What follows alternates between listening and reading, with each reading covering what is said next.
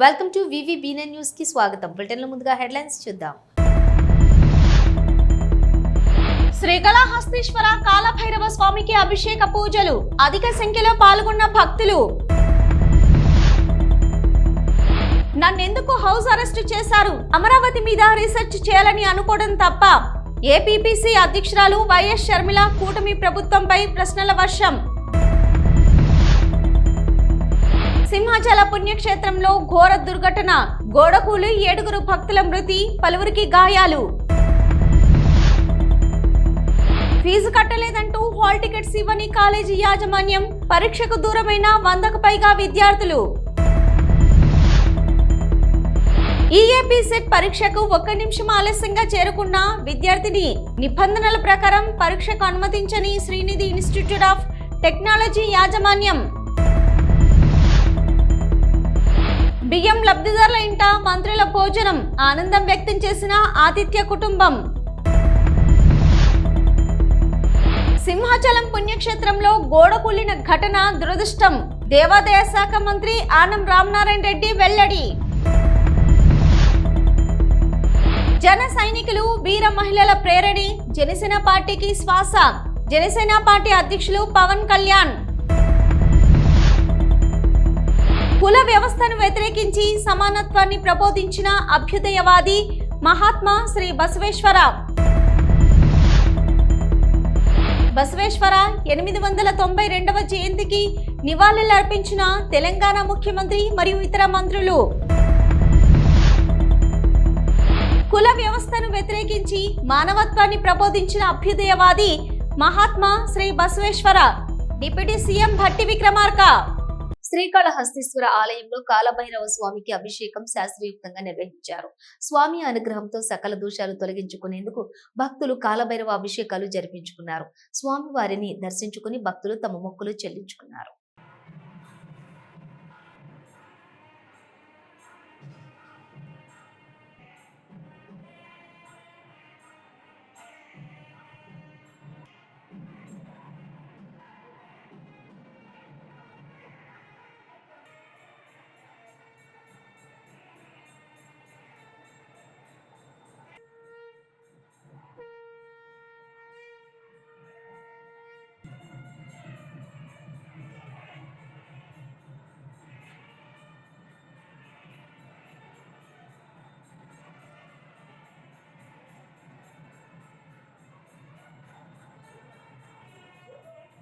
నన్నెందుకు house arrest చేశారో సమాధానం చెప్పాలని డిమాండ్ చేశారు వైఎస్ షర్మిల. ఒక పార్టీ అధ్యక్షురాలుగా ఉన్న నా మీద ఈ జులుం ఏంటని ప్రశ్నించారు. దీనికి ముఖ్యమంత్రి చంద్రబాబు, హోంమంత్రి అనిత సమాధానం చెప్పాలన్నారు. అమరావతి మన రాజధాని, రాజధాని ఎలా ఉందో చూడటం తప్ప, అమరావతి మీద రీసెర్చ్ చేయాలని అనుకోవడం తప్ప. అమరావతి క్యాపిటల్ కమిటీని కాంగ్రెస్ పార్టీ నుంచి వేశాం. కమిటీ తరపున అమరావతి విజిట్ చేద్దాం అనుకున్నాం. ఒక కమిటీ వేస్తేనే మీకు ఎంత భయమా? అమరావతి రాజధానిలో ఏం దాచాలనుకుంటున్నారు అని ప్రశ్నించారు ఏపీసీసీ అధ్యక్షురాలు వైఎస్ షర్మిల.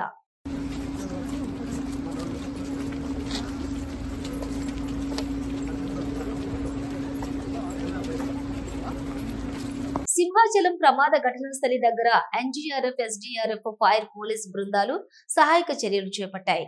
సహాయక చర్యలు దగ్గరుండి పర్యవేక్షిస్తున్నారు హోంమంత్రి వంగలపూడి అనిత, కలెక్టర్ సిపి సెంగబ్రత బాగ్చి.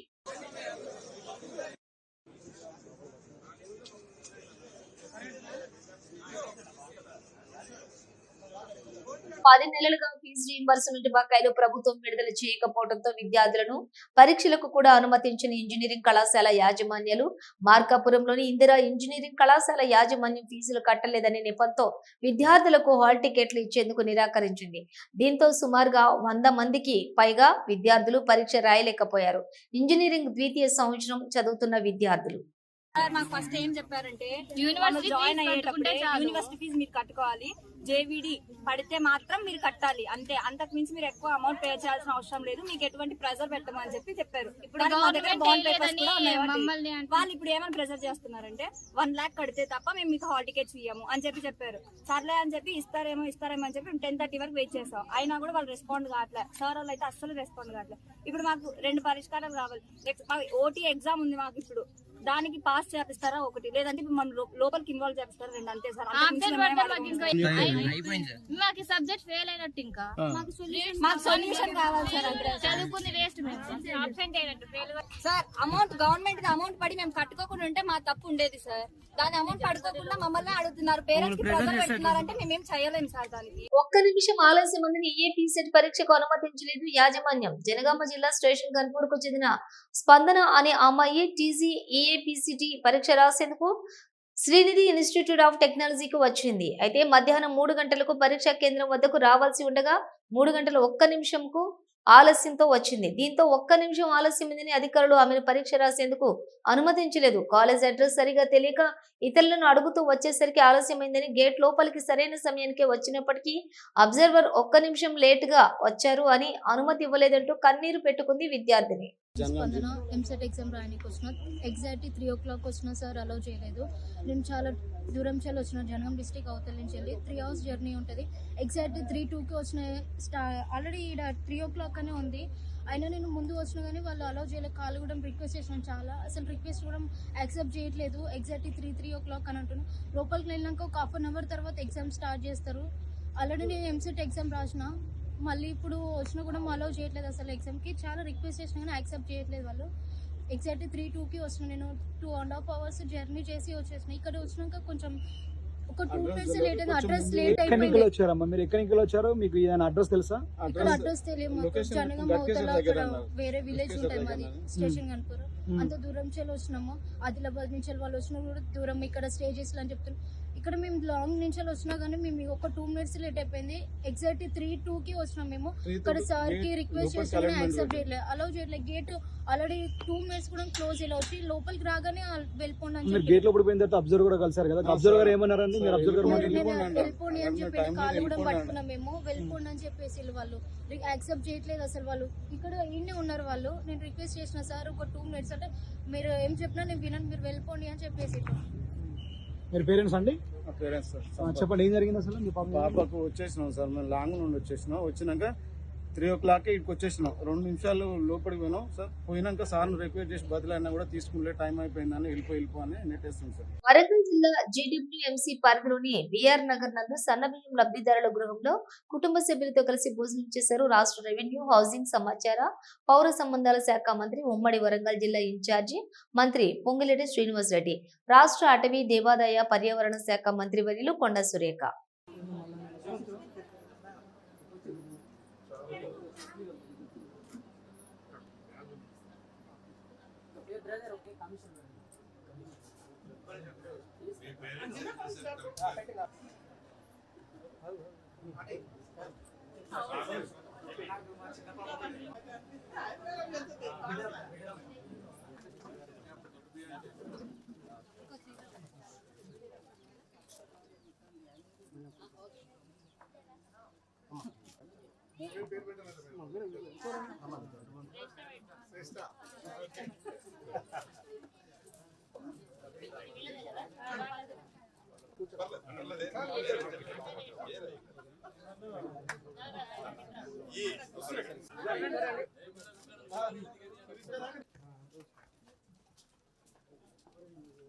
సింహాచలం పుణ్యక్షేత్రంలో గోడ కూలిన ఘటన దురదృష్టకరమని, పిడుగులు, గాలివాన బీభత్సంతో జరిగిన ప్రమాదంగా తెలిపారు దేవాదాయ శాఖ మంత్రి ఆనం రామనారాయణ రెడ్డి.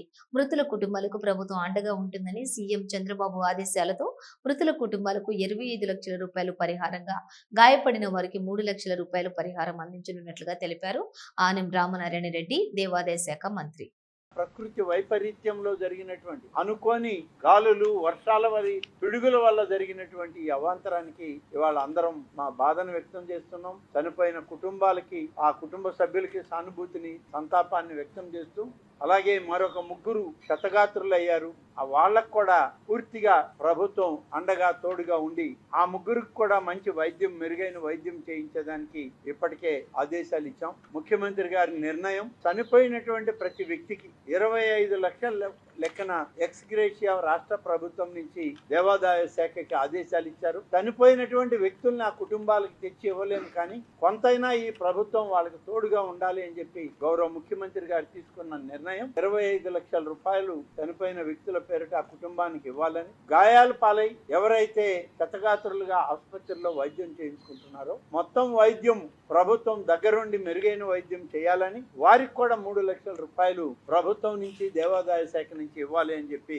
ముఖ్యమంత్రి గారు నిర్ణయం తీసుకొని ఆదేశాలు ఇవ్వడం జరిగింది. సింహాచల పుణ్యక్షేత్రంలోని ఎప్పుడు ఇలాంటి దుర్ఘటన చోటు చేసుకోలేదని ఈ రోజు ఘటన జరగడం చాలా దారుణమని, ఒక పచ్చి గోడకు ఐరన్ సపోర్ట్ వేసి నిర్లక్ష్యంగా ప్రవర్తించడంతో 7 ప్రాణాలను ఈ ప్రభుత్వం పొట్టన పెట్టుకుందని ఆగ్రహం వ్యక్తం చేశారు. మాజీ మంత్రి గుడివాడ అమర్నాథ్ నాణ్యత లేకపోవడం, భక్తులకు సరైన ఏర్పాట్లు చేయకుండా భక్తుల కుటుంబాలను విషాదంలోకి నెట్టేశారని విమర్శించారు. మాజీ మంత్రి గుడివాడ అమర్నాథ్ ఉత్తరాంధ్ర ప్రాంతానికి ఇలవేల్పైనటువంటి శ్రీ వరాహ లక్ష్మీ నరసింహస్వామి వారి చందనోత్సవం అత్యంత పవిత్రమైనటువంటి దినోత్సవం. తిరుపతిలో వైకుంఠ ఏకాదశికి ఎంత విశిష్టత ఉంటుందో సింహాచలం శ్రీ వరాహ లక్ష్మీ నరసింహస్వామి వారి చందనోత్సవానికి అంతే విశిష్టత ఉంటుంది. దాదాపు 2 నుంచి 3 లక్షల మంది భక్తులు కేవలం ఆంధ్రప్రదేశ్ రాష్ట్రం నుంచే కాకుండా ఇతర రాష్ట్రాల నుంచి, అటు ఒరిస్సా కానీ లేకపోతే తెలంగాణ ఇతర ప్రాంతాల నుంచి కూడా పెద్ద ఎత్తున భక్తులు నిజరూప దర్శనానికి వచ్చేటువంటి పరిస్థితులు ఉండేటువంటి పవిత్రమైనటువంటి రోజు ఒకే ఒక రోజు. దీనికి సంబంధించి ఈరోజు జరిగినటువంటి ఘటన 7 భక్తుల్ని పొట్టన పెట్టుకున్నటువంటి విషయాన్ని దేశమంతా కూడా చూసింది. కేవలం ప్రభుత్వం తాలూకా నిర్లక్ష్యం, ప్రభుత్వం తాలూకా చేతకానితనం, ఇంతమంది భక్తులు వస్తారని చెప్పి తెలిసి చేయాల్సినటువంటి ఏర్పాట్లలో కూడా, అంటే చందనోత్సవం అనేటువంటిది ప్రతి సంవత్సరం ఏ రోజు వస్తుంది అనేటువంటిది డిపార్ట్మెంట్ తెలుస్తుంది.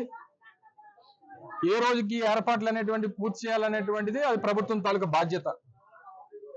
కేవలం 3 రోజుల 4 రోజుల క్రితం గోడ కట్టి దానికి కనీసం క్యూరింగ్ చేయకుండా, గోడ కట్టాల్సినటువంటి రూల్స్ అండ్ రెగ్యులేషన్స్ ఏవైతే ఉన్నాయో లేదా దానికి సంబంధించిన టెక్నికల్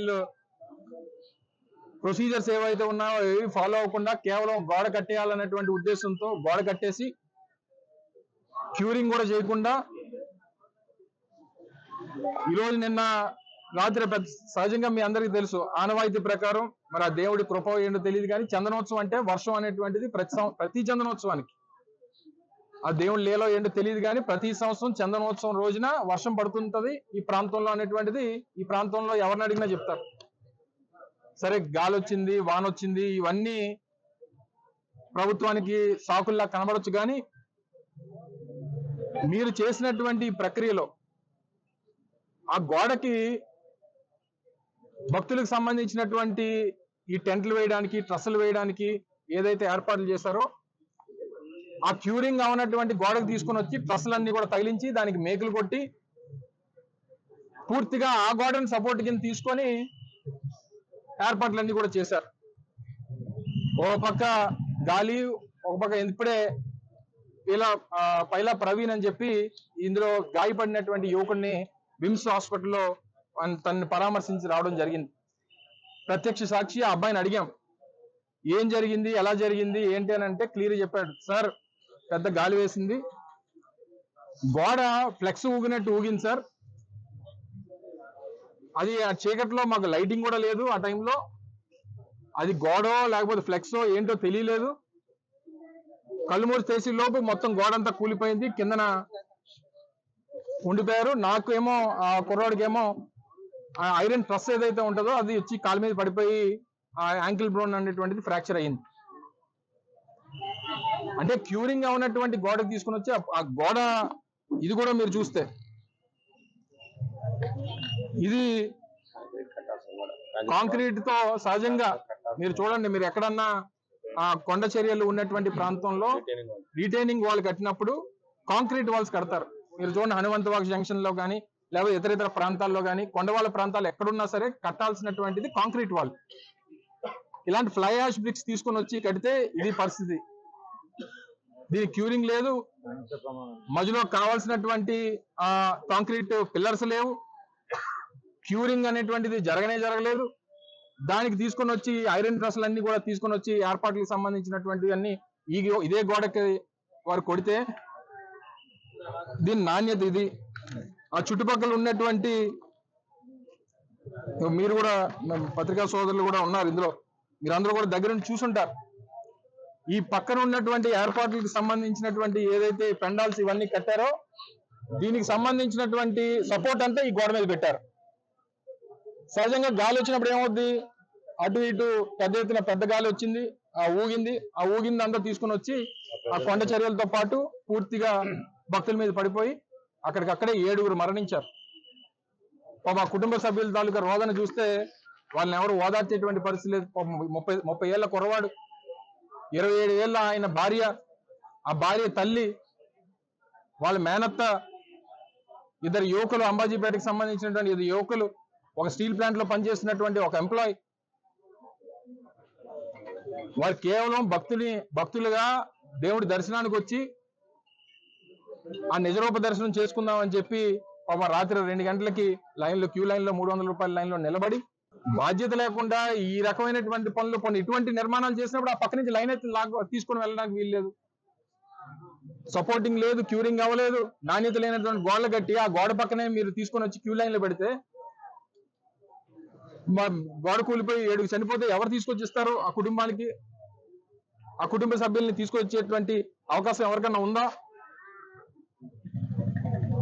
ఈరోజు ఆ కుటుంబ సభ్యుల తాలూకు రోదన, ఒకే కుటుంబంలో 4 అంటే ఆ తాలూకు కడుపుకోత. దేవుడి దర్శనానికి వెళ్ళి తిరిగి ఆ పరలోకానికి కలిసిపోయారంటే దీని అంతటికి ఎవరికి ఇంకా ప్రభుత్వంలో ఉన్నటువంటి పెద్దల మాటలు చూస్తుంటే అసలు ఆశ్చర్యం వేస్తా ఉంది. దీన్ని కూడా రాజకీయం చేయాలని కాంట్రాక్టర్ ఎప్పుడు కట్టారు, ఏ ప్రభుత్వంలో కట్టారు, ఈ కాంట్రాక్టర్ ఎవరికి ఇచ్చారు, ఇదా ఈ సమయంలో రాజకీయాలు మాట్లాడడానిక? వైఎస్ఆర్ కాంగ్రెస్ పార్టీ డిమాండ్ చేస్తా ఉంది, ప్రతి కుటుంబం చనిపోయినటువంటి ప్రతి వ్యక్తికి ఆ కుటుంబ సభ్యులకు ₹1 కోటి ఎక్స్గ్రేషియా ఇవ్వాల్సిందే, ప్రభుత్వం నుంచి ఒక ఉద్యోగం ఇవ్వాల్సిందే. అది మేము అడుగుతుంది కాదు, కుటుంబ సభ్యులు అడుగుతా ఉన్నారు. క్రియాశీలక సభ్యత్వ కిట్ల పంపిణీలో సేవలు అందించిన వాలంటీర్లతో జనసేన పార్టీ అధ్యక్షులు ఉప ముఖ్యమంత్రి పవన్ కళ్యాణ్ సమావేశమయ్యారు. జన సైనికులు, వీర మహిళల ప్రేరణే జనసేన పార్టీకి శ్వాస అని, జనసేన పార్టీకి కార్యకర్తల బలమే ప్రధాన శక్తి అని అన్నారు పవన్ కళ్యాణ్. మీ అందరికీ నా కృతజ్ఞతలు తెలియజేయడానికి, నా థ్యాంక్స్ చెప్పడానికి. మీరే కనుక లేకపోతే ఒక పార్టీని నడపడం చాలా కష్టమైంది. జనసేనకి బలం కూడా నేను మిమ్మల్ని నమ్ముతాను తప్ప నాయకులు ఉండాలి, రావాలి. కానీ ఏ పార్టీకైనా ముఖ్యంగా మనలాంటి పార్టీకి మనం గెలుపులో ఎదగలేదు, ఓటమిలో ఎదిగాం. అలాంటి ఓటమిలో నిలబడి ఇంకా మీరు భరోసా ఇచ్చారు నాకు. అందుకని ప్రత్యేకించి నేను మీకు ధన్యవాదాలు తెలుపుకుంటూ ఈరోజు కిట్స్ పంపిణీకి మీరందరూ మనస్ఫూర్తిగా వాలంటీర్ చేసి అందరికీ ముందు తీసుకెళ్తాం. మీ అందరికీ నా పేరున ప్రతి ఒక్కరికి నా హృదయపూర్వక ధన్యవాదాలు తెలుపుకుంటా ఉన్నాను. కుల వ్యవస్థను వ్యతిరేకించి సమానత్వాన్ని ప్రబోధించిన అభ్యుదయవాది మహాత్మా శ్రీ బసవేశ్వర 892వ జయంతి సందర్భంగా ఆ మహనీయుడికి నివాళులర్పించారు తెలంగాణ ముఖ్యమంత్రి మరియు ఇతర మంత్రులు. బసవేశ్వరుడి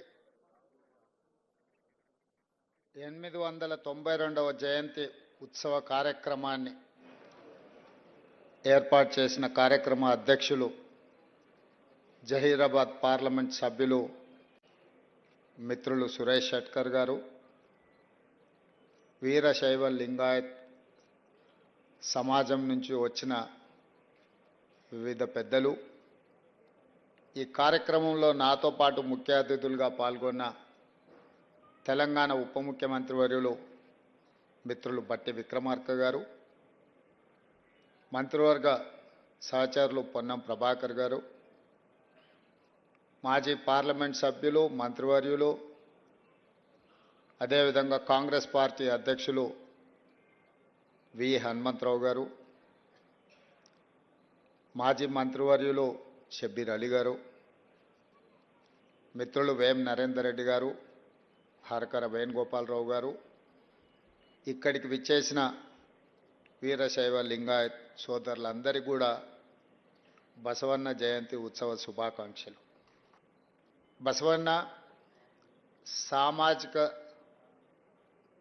చైతన్యం కలిగించిన సంఘ సంస్కర్తనే కాదు, సమాజంలో అనేక మార్పులకు పునాదులు వేసి 12వ శతాబ్దంలోనే ప్రపంచ పరిజ్ఞానాన్ని అందిపుచ్చుకొని సమాజంలో రావలసిన మార్పులను ఏ విధంగా తీసుకురావాలన్న ఆలోచన ఈ సమాజానికి అందించిన గొప్ప విప్లవకారుడు. విప్లవకారుడు అంటే తుపాకీ పట్టుకుంటేనే విప్లవకారుడు కాదు. సమాజంలో ఒక రాడికల్ చేంజ్ కోసం ప్రయత్నం చేసే వాళ్ళు ఎవరైనా విప్లవకారులే.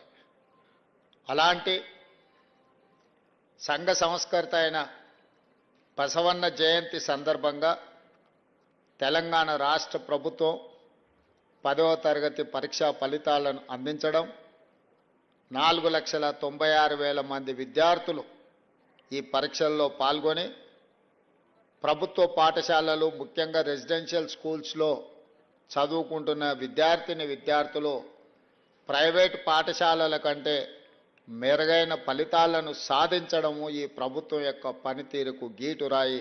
మనస్ఫూర్తిగా సిబ్బందిని విద్యార్థులను నేను అభినందిస్తున్నా. మహాత్మా శ్రీ బసవేశ్వర 892వ జయంతి సందర్భంగా ఆ మహనీయుని గురించి మంత్రి పొన్నం ప్రభాకర్ మాట్లాడారు. శ్రీ మహాత్మా బసవేశ్వరుడి 892వ జయంతి సందర్భంగా వారి జన్మదిన జయంతి వేడుకల్లో పాల్గొంటున్న గౌరవ ముఖ్యమంత్రి గారు, ఉప ముఖ్యమంత్రి గారు, మా సోదరుడు సురేష్ షెట్కర్ గారు, అదేవిధంగా వేదిక మీద ఉన్న పెద్దలు, ఇక్కడికి విచ్చేసినటువంటి వీరశైవ లింగాయత్ సోదరు అందరూ కూడా హృదయపూర్వకంగా నమస్కారాలు. 892 సంవత్సరాలు ఇంతకుముందే మిత్రుడు మాట్లాడినట్టుగా ఆనాడే లింగ వివక్ష లేకుండా, కుల వివక్ష లేకుండా, మత వివక్ష లేకుండా ఒక సభ్య సమాజాన్ని నిర్మించడానికి ప్రయత్నం చేసినటువంటి మరి మహాత్మా ఈరోజు మనము వారి జయంతి, బసవన్న గారి జయంతి జరుపుకుంటా ఉన్నాం. 892 సంవత్సరాల క్రితమే ఆలోచన చేయగలిగి అటువంటి ఆలోచన పరిక్రమణ జరుగుతూ ఈరోజు మొత్తం యావత్ సమాజం అంతా కూడా ఈ ఒక సంక్షేమం, సామాజికంగా న్యాయం జరగాలనే ఆలోచన కోణం కాడికి మూల కేంద్రంగా చేరుతూ ఉంది. ఇటువంటి పరిస్థితుల్లో కూడా కొంతమందికి ఇంకా జ్ఞానోదయం కలిగేటువంటి పరిస్థితుల్లో లేరు. ఉదాహరణకు తెలంగాణ ప్రభుత్వం తరఫున రాహుల్ గాంధీ గారు భారత్ జోడో యాత్ర చేసే సందర్భం లోపల ఇప్పటికీ ఉన్నటువంటి అసమానతలు తొలగించాలని, అందరికీ న్యాయం జరగాలని ఆనాడు ఎట్లయితే బసవన్న గారు అనుకున్నారో ఆనాటి ఆలోచన ప్రకారంగా రాహుల్ గాంధీ గారు ఇవాళ భారత్ జోడోలో జితన ఆబాది ఉతన ఇసాదారి అనే ఆలోచనతో అందరికీ సామాజిక న్యాయం జరగాలని ఆలోచన చేసి ప్రకటన చేస్తే రేవంత్ రెడ్డి గారి నాయకత్వంలో ఏర్పడ్డ ఈ ప్రభుత్వం తెలంగాణలో ఉన్నటువంటి వారందరికీ న్యాయం జరగాలని, ముఖ్యంగా ఏ సామాజిక న్యాయం కొరకైతే మనం అడుగుతా ఉన్నామో ఆ సామాజిక న్యాయం జరగాలనే ఆలోచనతో ఈరోజు తెలంగాణ వ్యాప్తంగా కుల సర్వే జరిగింది. కుల వ్యవస్థను వ్యతిరేకించి సమానత్వాన్ని ప్రబోధించిన అభ్యుదయవాది మహాత్మా శ్రీ బసవేశ్వర 892వ జయంతి సందర్భంగా ఆ మహనీయుడికి నివాళులర్పించి ఆయన చేసిన సదా ఆచరణీయమంటూ మాట్లాడారు ఉప ముఖ్యమంత్రి బట్టి విక్రమార్క. గౌరవ రాష్ట్ర ముఖ్యమంత్రి వర్యులు శ్రీ రేవంత్ రెడ్డి గారికి, గౌరవ రాష్ట్ర మంత్రివర్యులు శ్రీ పొన్నం ప్రభాకర్ గారికి, గౌరవ పార్లమెంట్ సభ్యులు సురేష్ షెట్కర్ గారికి, గౌరవ మాజీ పార్లమెంట్ సభ్యులు రాష్ట్ర కాంగ్రెస్ కమిటీ మాజీ అధ్యక్షులు శ్రీ హనుమంతరావు గారికి, గౌరవ రాష్ట్ర ప్రభుత్వ సలహాదారులు షబ్బీర్ అలీ గారికి, గౌరవ రాష్ట్ర ప్రభుత్వ సలహాదారులు వేం నరేందర్ రెడ్డి గారికి, అట్లాగే గౌరవ రాష్ట్ర ప్రభుత్వ ప్రోటోకాల్ చైర్మన్ శ్రీ హరకర వేణుగోపాల్ గారికి, వేదిక మీద ఉన్నటువంటి బసవేశ్వర ఉత్సవ కమిటీ సభ్యులందరికీ, పెద్దలందరికీ, కార్యక్రమానికి ఇక్కడికి వచ్చేసినటువంటి పెద్దలందరికీ, పాత్రికేయ మిత్రులకి అందరికి కూడా ముందుగా నా హృదయపూర్వకమైనటువంటి నమస్కారాలు. భారతదేశ సమాజానికి సంబంధించినంతవరకు ఒక గొప్ప రోజుగానే మనం అందరం భావించాలి. దేశంలో ఉన్నటువంటి అనేక రుగ్మతల పైన పోరాటం చేసి ఈ దేశంలో సమసమాజ స్థాపన జరగాలని, కులాలకి మతాలకి అన్నిటికీ అతీతంగా మనుషులంతా ఒక్కటే అని ఆనాడే 12వ శతాబ్దంలో చెప్పినటువంటి మహానుభావుడు పుట్టినటువంటి రోజు ఇది, బసవేశ్వరుడి జయంతి. ఈరోజు మనం అందరం ప్రజాస్వామ్య దేశంలో భారత రాజ్యాంగాన్ని అనుసరించి వారు చెప్పినట్టు అంశాలనే చట్టబద్ధంగా ఈరోజు మనం చేయటం కోసం ప్రయత్నం చేస్తూ ఉన్నాం. ఇంత పెద్ద ఎత్తున చట్టబద్ధంగా చేసే కార్యక్రమానికి కూడా ఇంకా ఎన్నో ఆటంకాలు, ఎన్నో ఇబ్బందులు ఎదుర్కొన్నటువంటి ఈ రోజుల్లోనే మనం చూస్తూ ఉన్నాం. అటువంటిది 12వ శతాబ్దంలోనే మరి ఆ రోజుల్లో రాజరిక వ్యవస్థలో అన్ని కట్టుబాట్ల మధ్యన పుట్టినటువంటి బసవేశ్వరుడు ఆ సమాజానికి వ్యతిరేకంగా నిలబడి ఇది కాదు జీవన విధానం అని చెప్పి ఆయన ఒక కొత్త సిద్ధాంతాన్ని భారతదేశానికి అందించి ఒక గొప్ప కార్యక్రమాన్ని, నినాదాన్ని దేశానికి అందించాడు. ఈరోజు బసవేశ్వరుడిని మనం ఏదో మతతత్వవేత్తగా చూడటం కోసం కొద్దిమంది ప్రయత్నం చేస్తూ ఉన్నారు. ఇది కరెక్ట్ కాదు. ఆయన మతతత్వవేత్త కంటే కూడా ఒక పెద్ద సోషల్ రిఫార్మిస్ట్, ఒక సామాజిక పరివర్తన కోసం తన జీవితం మొత్తాన్ని అర్పితం చేసినటువంటి నాయకుడు. ఎంత గొప్ప కార్యక్రమాలు చేయటం అంటే వారు చెప్పినటువంటి 3 నినాదాలు కూడా కేవలం సమసమాజ స్థాపన ఒక్కటే కాదు, సమాజంలో పుట్టిన ప్రతి ఒక్కళ్ళు కూడా పనిచేయాలని కూడా చాలా స్పష్టంగా చెప్పారు. ఇవి బులెటిన్ విశేషాలు. మరో బులెటిన్ తో మళ్ళీ కలుద్దాం. అంతవరకు చూసి న్యూస్.